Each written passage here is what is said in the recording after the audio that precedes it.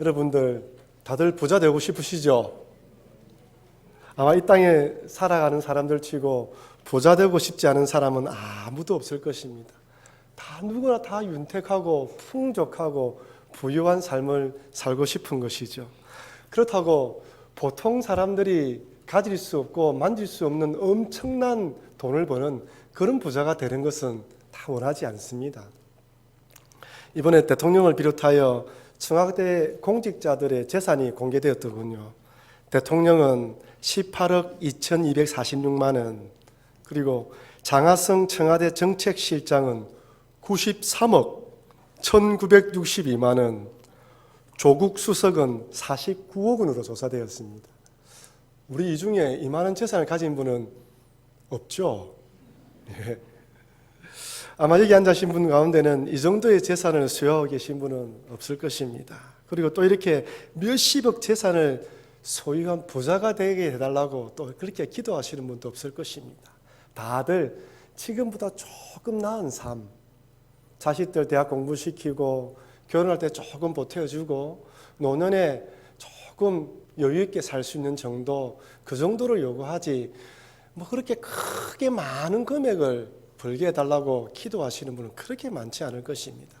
아마 우리 중에서는 그런 사소한 조금 더 나은 삶에 대한 그것도 사치라고 생각될 만큼 힘든 분도 계실 거예요.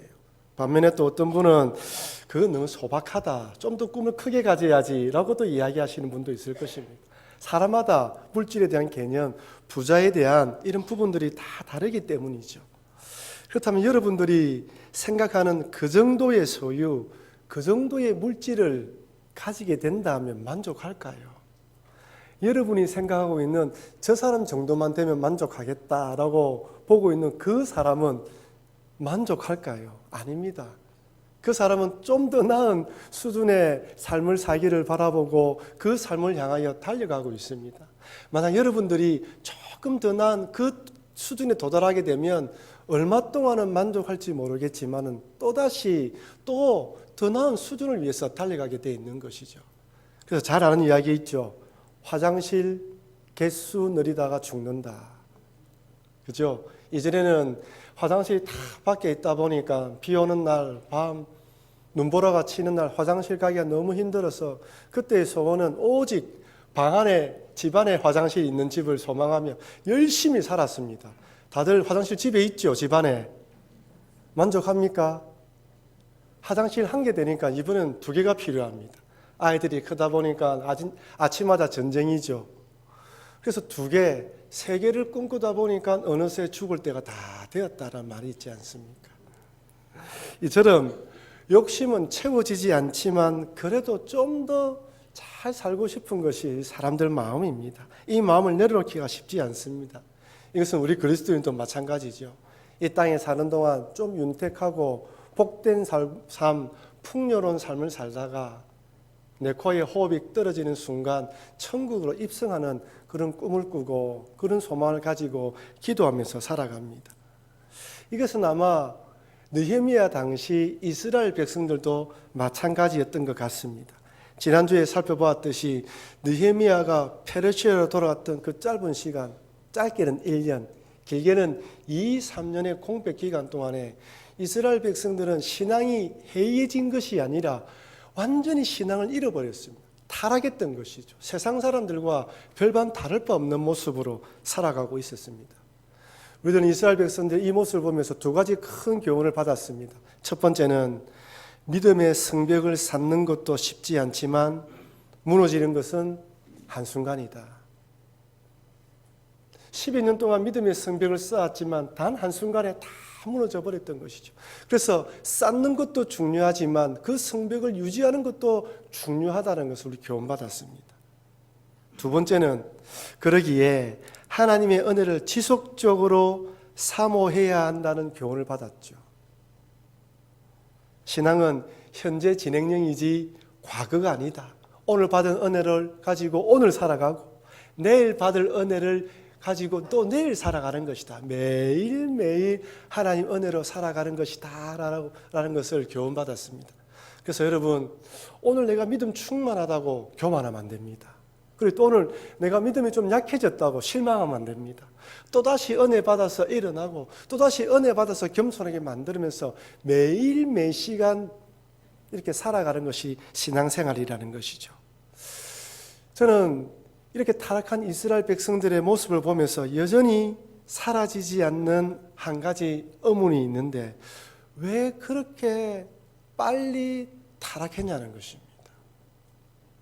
왜 이렇게 신앙이 빨리 영적으로 타락하면 넘어지냐는 것이죠. 그 이유가 무엇일까요? 만약 우리들이 타임머신을 타고 그 시대로 돌아가서 이스라엘 백성들에게 물어본다면 그들이 무엇이라고 대답할 것 같습니까? 각자 주어진 환경과 상황에 따라서 각기 대답이 다를 것입니다. 그러나 공통점으로 한 가지는 하나님에 대한 실망감이라고 말할 것 같아요. 자기들이 하나님에 대한 기대감을 가지고 있었는데 그 기대가 채워지지 않았기 때문에 실망해서 그렇다라고 대답하시는 분들이 참 많을 것 같습니다. 다시 말씀드리면 이스라엘 백성들이 성벽 재건하고 말씀대로 살아가면 뭔가 생활이 나아지고 삶도 풍족할 것이라고 기대했는데 그렇게 되지 않으자 실망한 것이죠. 좀 더 나은 삶, 지금보다 조금 더 나은 삶을 바라보며 믿음 생활을 했는데 그렇게 되지 않으니까 그만 실망감에 빠져서 신앙을 다 잃어버린 것입니다. 한번 잘 들어보십시오. 포로 귀환하여 돌아온 이스라엘 백성들에게 어느 날 소문이 들려옵니다. 페르시아의 술관원이었던 유대인 출신 느헤미야라는 사람이 예루살렘 총독으로 온다는 소문이죠. 아마 어떤 사람은 이 소문을 들었을 때 아니 술관원이 왜 변방에 이 예루살렘의 총독으로 오는 것일까? 뭔가 큰 잘못을 해서 그런갑다라고 생각하는 사람도 있었을 것이고 어떤 사람은 아예 관심 없이 누가 총독이 되든지 그저 높은 세금을 부과하여 착취하거나 빼앗아만 가지 않으면 좋겠다라고 생각하는 사람도 있었을 것입니다. 그런데 총독으로 온 느헤미야가 첫 번째 진행했던 프로젝트가 바로 성벽 재건이었습니다. 자기 기반을 확고하기 위해서 자기를 잘 따르는 사람들을 모아서 그들의 마음을 싸거나 아니면 또한 그 지역의 유력한 자들을 만나서 관계를 돈독히 하는 것도 아니고 또한 주변 이방 총독들과 교류하면서 주변 정세를 파악하기 전에 성벽을 재건하자고 제의를 합니다. 아마 이스라엘 백성들에게는 신선한 충격으로 다가왔을 것입니다. 왜냐하면 아무리 페르시아 정부의 허락을 받고 내려왔다 할지라도 주변 대적들, 주변에 있는 사람들은 이스라엘 백성들이 성벽 쌓는 것을 원하지 않아요. 또다시 방해를 펼칠 것이기 때문입니다. 하지만 느헤미야 이 제의를 들은 이스라엘 백성들은 마음의 감동을 받고 그동안 꺼져 있던 신앙의 불을 일으켜서 믿음으로 성벽 재건 공사에 동참했습니다. 이때 이스라엘 백성들이 어떤 마음으로 동참했을까요? 신앙에 대한 회복에 대한 꿈을 가지고 있었겠죠. 성전 중심으로 믿음의 공동체가 회복되어 하나님께 예배드리는 공동체를 꿈꾸며 동참했습니다. 틀림없습니다. 이것은 거짓이 아닙니다. 그러나 또 마음 한구석에는 이렇게 시간과 정성과 물질을 들이면 하나님께서 우리의 삶들을 조금 풍성하게 해주실 것이겠지, 조금 나아지게 해주시겠지라는 기대감을 가지고 있었어요. 사실 오늘을 살아가는 여러분과 저도 이스라엘 백성들처럼 이런 기대감을 가지고 있습니다. 하나님의 일에 헌신하고 봉사하면 하나님께서 복 주시겠지. 교회에서 봉사하고 섬기며 헌금하는 이유는 베풀어 주신 은혜에 감사해서 자원하는 마음으로 봉사하고 헌신하고 헌금하는 것이지만 그럼에도 우리 마음 한구석에는 이렇게 하면 하나님이 더 큰 은혜를 주시겠지라는 그런 마음을 가지고 있는 것입니다. 근데 문제가 뭐냐 하면 그런 기대가 채워지지 않을 때입니다. 내가 바라는 대로 내가 원하는 때에 그렇게 되어야 되는데 그렇게 되지 않을 때 실망감이 찾아온다는 거예요. 이스라엘 백성들이 느헤미야의 지도력 아래 성벽 재건 공사하고 난 뒤에 12년이죠. 12년 동안 함께 신앙생활을 했습니다. 안식일 날 매매하지 않고 11조 헌금 잘 드리고 이방인과 결혼하지 않았다. 죄를 멀리했다는 것이죠. 정말 신앙 공동체에서 살았는데 문제는 삶이 나아지지 않았습니다. 여러 가지 책들을 찾아보면서 그 당시 기록을 보니까요, 페르시아 정부가 점점 힘이 약해지면서 각 지역에서 반란과 도적대들이 많았다고 합니다. 그러니까 통제가 되지 않은 것이죠. 도적들의 침략을 받았을 뿐만 아니라 또 기록을 보니까 가뭄과 병충해가 생겨서 먹고 살기가 힘들었다고 합니다.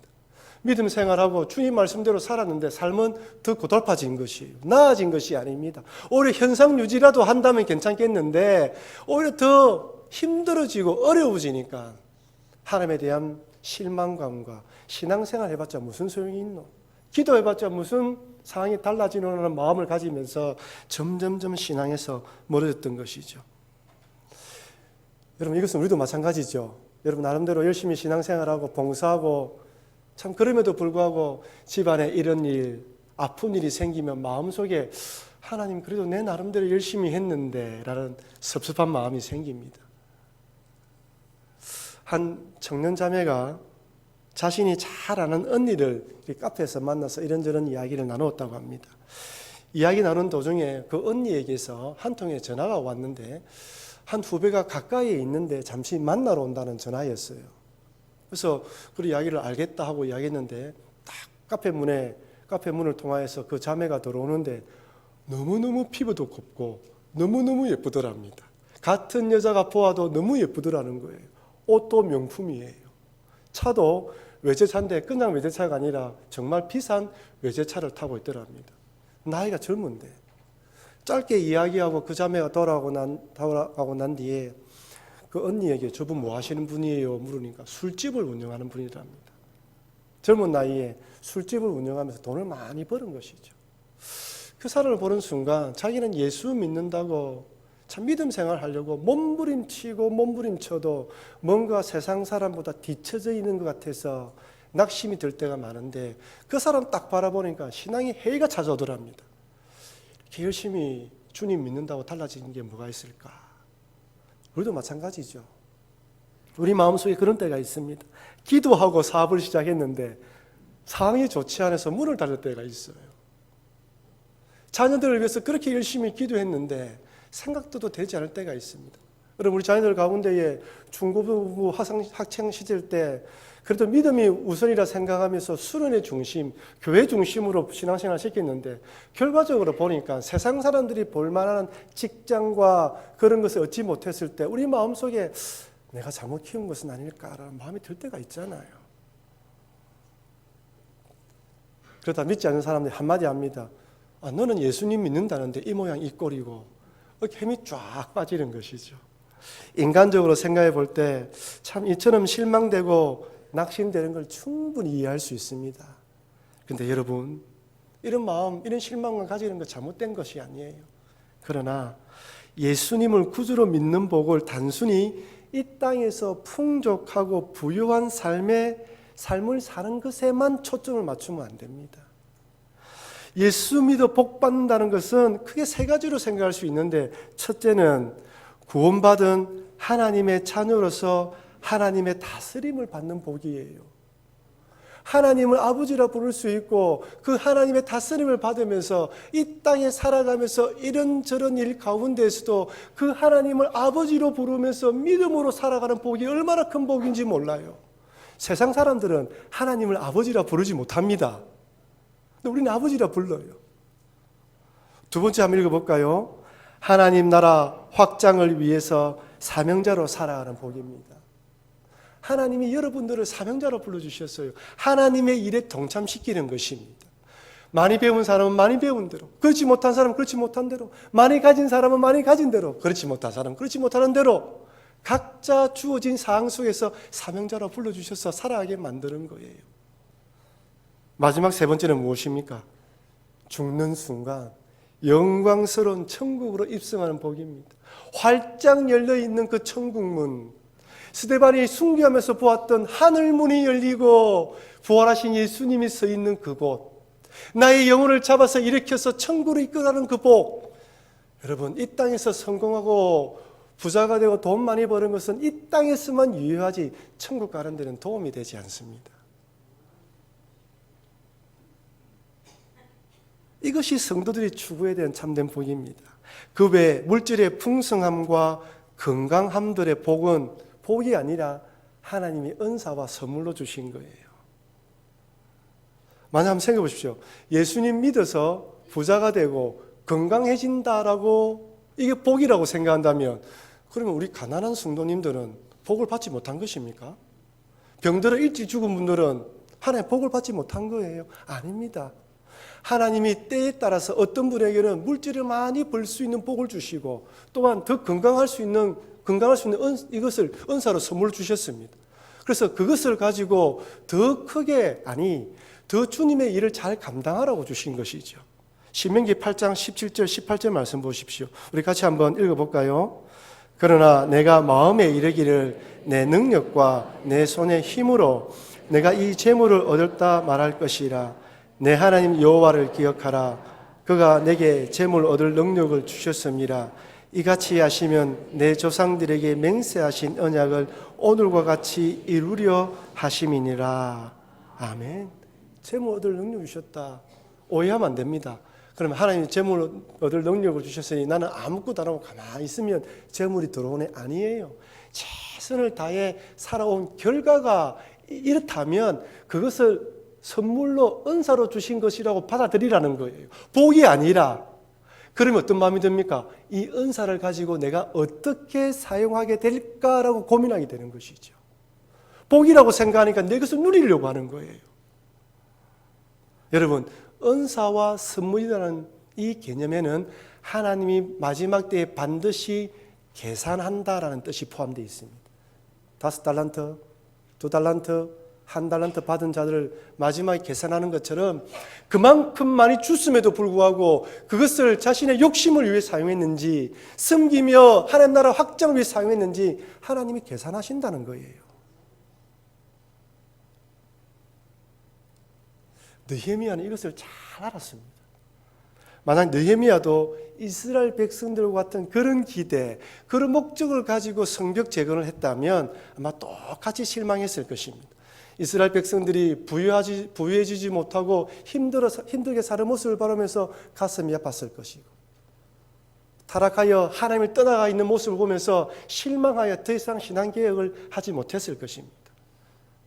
그러나 느헤미야는 하나님 나라 회복을 위하여 자신을 술 맡은 관원장으로 세워주셨다라고 믿었고, 예루살렘 총독으로 가서 성벽 재건하고 이스라엘 백성들의 믿음을 회복시키는 것이 자신의 사명으로 받아들였기 때문에 술 맡은 관원장이라는 그 성공된 자리에서 더 높은 성공을 위해서 달려간 것이 아니라 하나님의 뜻을 위해서 예루살렘 총독으로 올 수 있었고, 실망과 낭망되는 현장에서도 주를 바라보며 또다시 신앙 개혁을 위해서 달려갈 수 있었던 것입니다. 그리고 오늘 본문의 말씀처럼, 오늘 본문의 말씀은 느헤미야의 회고전, 자서전이라 할 수 있어요. 내가 12년 동안 한 역사들, 내가 12년 동안 어떻게 했는지 너희들 알고 있지 않느냐라고 이야기하는 것이죠. 12년 동안 어떻게 했습니까? 자신의 욕심과 탐욕과 정욕을 채우기 위해서 자신의 지위를 남용하지 않았고, 오히려 총독이기 때문에 받을 수 있는 그런 월급을 받지 않으면서 오히려 백성들을 섬겨나갔습니다. 느헤미야 5장 14절 15절입니다.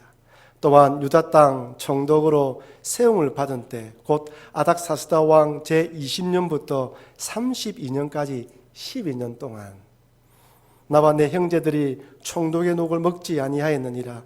나보다 먼저 있었던 총독들은 백성에 있어 양식과 포도주와 또 은 40세겔을 그들에게서 빼앗았고, 또한 그들의 종자들도 백성을 압제하였으나 나는 하나님을 경외함으로 이같이 행하지 아니하고, 총독으로 받을 수 있는 권한을 누리지 않았고 착취하지 않았다는 것입니다.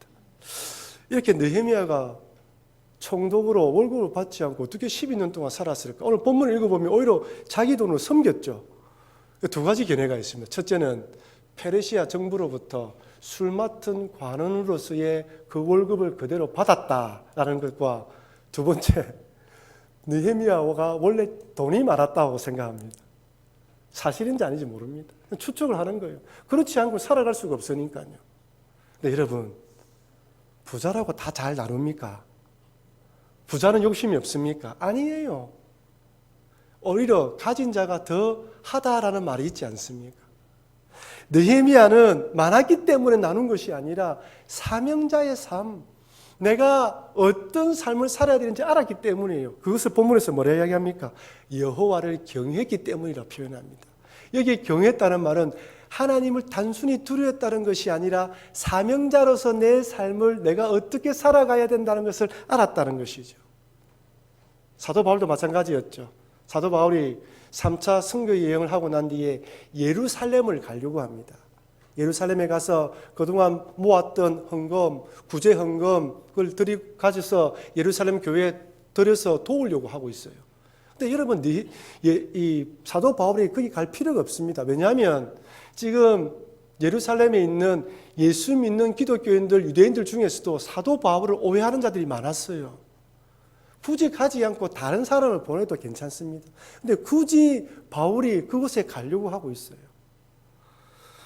두로의 빌립의 집에 도착했을 때 빌립의 딸들 중에 기도하면서 좀 하나님의 은사를 받은 자매들이 있었어요. 딸들이 있었습니다. 그 딸들이 바울의 끈을 가져와서 수족을 묶고 이 끈의 인자가 예루살렘에 가면 이런 어려움을 당할 것이다 라고 이야기하면서 가지 못하도록 말깁니다. 이때 바울이 뭐라고 이야기를 합니까? 사도행전 20장 24절입니다. 우리 같이 한번 읽어볼까요? 내가 달려갈 길과 주 예수께 받은 사명 곧 하나님의 은혜의 복음을 증거하는 일을 마치려 하면은 나의 생명조차 조금도 귀한 것으로 여기지 아니하노라. 아멘. 그것이 사명이라는 거예요.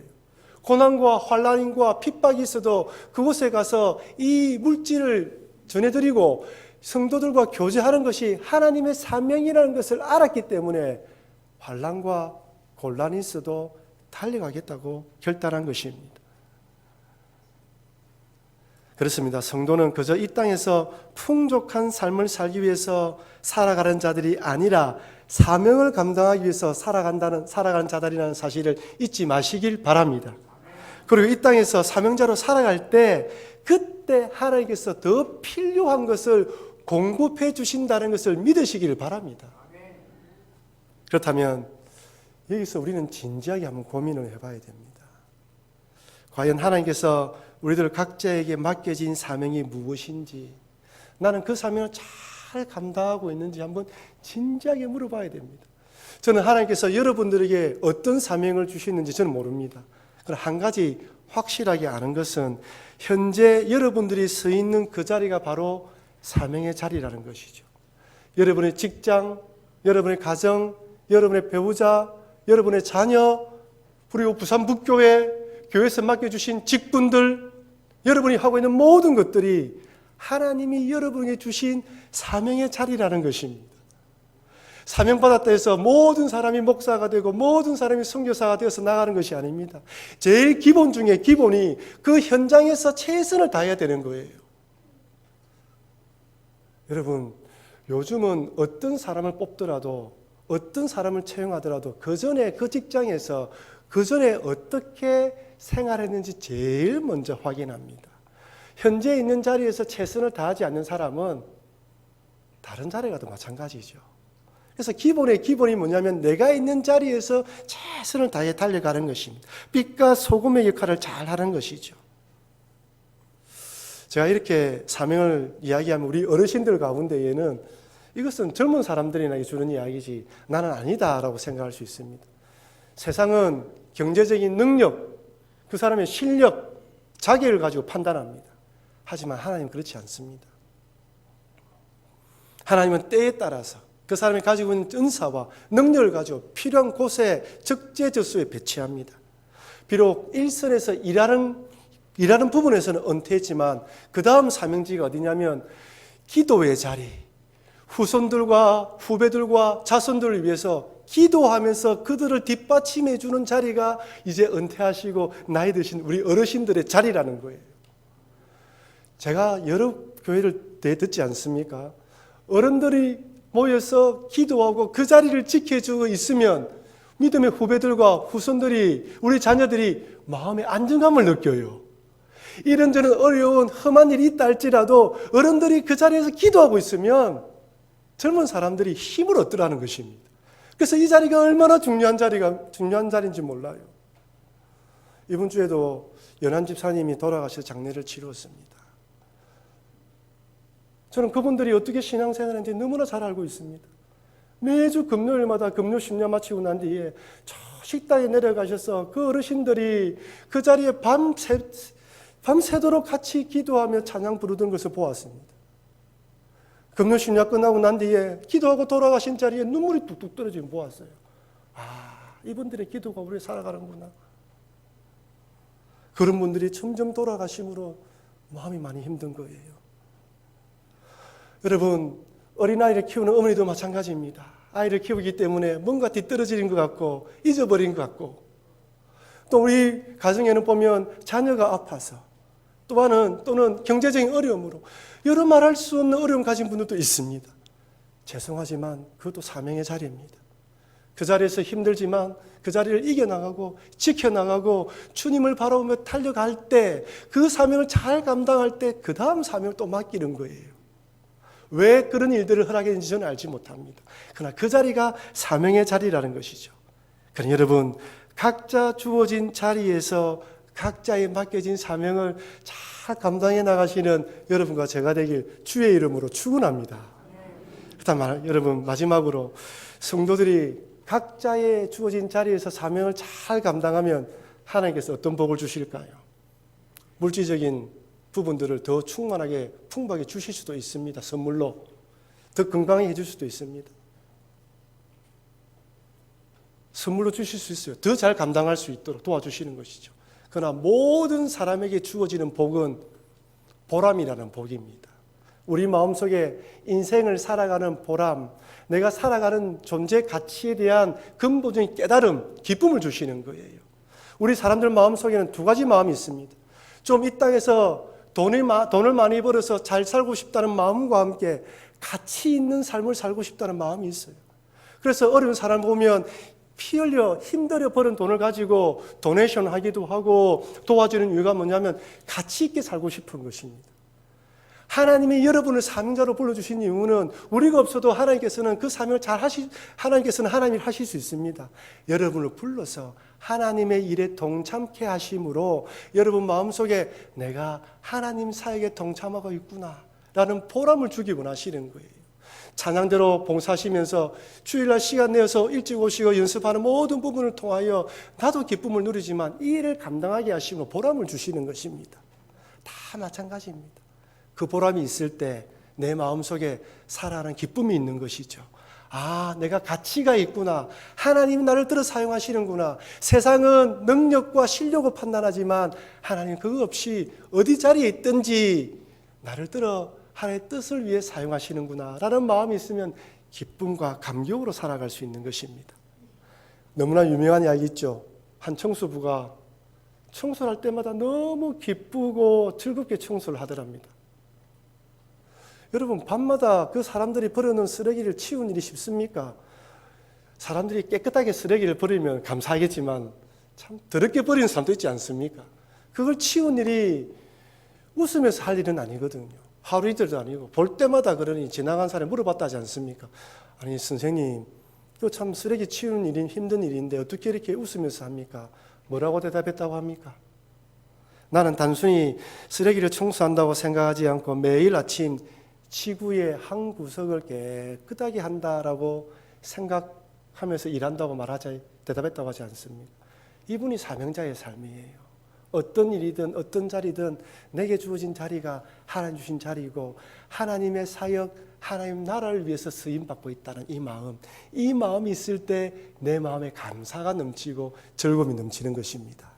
사랑하는 성도 여러분, 하나님께서 여러분과 저를 예수님 믿어 구원받게 하신 것은 그저 세상 사람들처럼 이 땅에서 부유하고 풍족하고 누리는 삶을 살라고 부르신 것이 아닙니다. 각자 주어진 자리에서 때로는 힘들지만 때로는 어렵지만 사명자의 삶을 살아가라고 부르신 것입니다.